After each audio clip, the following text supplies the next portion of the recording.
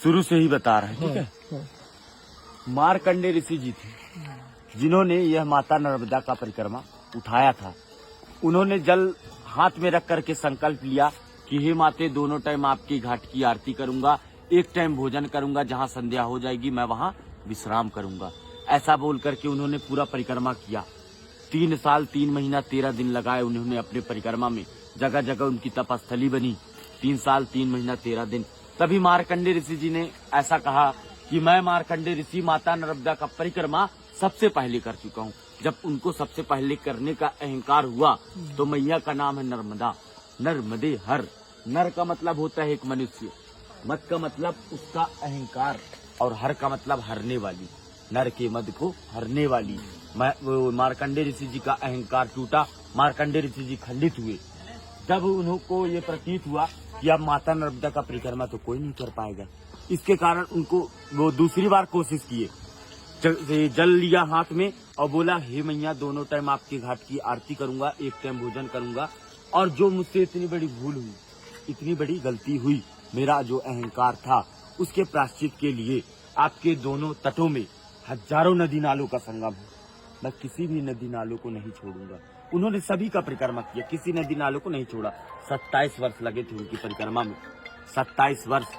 और मार्कंडेय ऋषि जी का यही कहना था कि जैसे हिमालय में जाते थे महिलाएं मोक्ष की प्राप्ति के लिए, ये नर्मदा परिक्रमा में ही एक मोक्ष है। 2 मिनट आ रहा हूँ बस। मोक्ष का मतलब होता है किसी जीव के जन्म और मरण के बंधन से छूट जाना। ये मोक्ष का अर्थ है, इसीलिए परिक्रमा करते हैं। बोलिए नर्मदे हर। एक मिनट सुनिएगा। ये मैया जो है अमरकंठ पे जन्म ली है, शिव के कंठ से उत्पन्न हुई थी। वो रेवा कुंड स्थान है। वहाँ से मैया गुप्त रोड यहाँ आती थी। कहाँ? माइकी बगीचा पे। पूरे 12 वर्ष तक बचपना बीता है यहाँ पर। उनकी 5 सखियां थी, जोहिला, गुलबकौली, मालिनी, मलनिया और कपिला। 5 सखियों के साथ बचपना बिताने के बाद मैया का शादी तय हुआ। सोन जी महाराज, दंत कथा के अनुसार से ब्रह्मा जी के मानस पुत्र हैं सोन, और नर्मदा मैया शिव जी की पुत्री। सोन और नर्मदा ये दोनों का लग्न तय हुआ था। 24 किलोमीटर दूर जो माई का मंडप है, वहाँ मैया तैयार हो रही थी, वस्त्र श्रृंगार कर रही थी। तभी मैया ने अपनी सखी जोहिला को कहा कि तुम बाहर देख कर आओ, बारात आया कि नहीं आया। तो जोहिला ने कहा, माती मेरे वस्त्र गंदे हैं, इस वस्त्र में मैं बाहर नहीं जाना चाहती। तभी मैया ने अपने वस्त्र श्रृंगार जोहिला को दे दिया था। जोहिला उस वस्त्र श्रृंगार को पहनकर बाहर चली गई। जितने भी बाराती वाले थे सभी देखे, इतने सुंदर रूप, यही दुल्हन की रूप में लग रही है।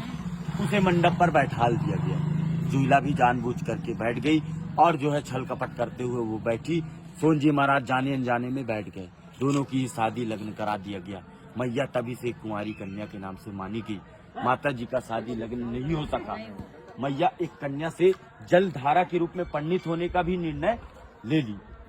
और जब वो जलधारा बनती है तो अमरकंठ पे माता जी का मस्तक है, नाभि कुंड पे, नेवावर पे नाभि कुंड है, और चरण समुद्र में है।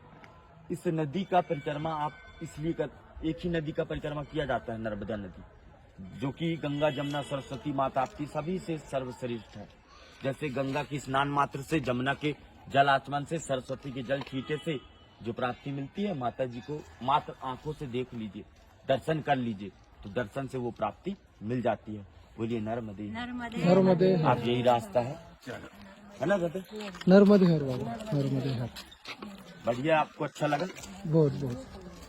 बाबाजींनी आपल्याला ऐसा दीजिएगा कि हम देख लीजिए। नर्मदे नर्मदे हर। बाबाजींनी आपल्याला खूप छान माहिती दिली, जी आपल्याला माहित सुद्धा नव्हती। तर सगळ्यांनी एकदा म्हणूया, नर्मदे हर हर। हर। जय हो मैया, आपका अच्छे से पार लगे, घर द्वार में कभी परेशानी ना आए। नर्मदे हर। नर्मदे।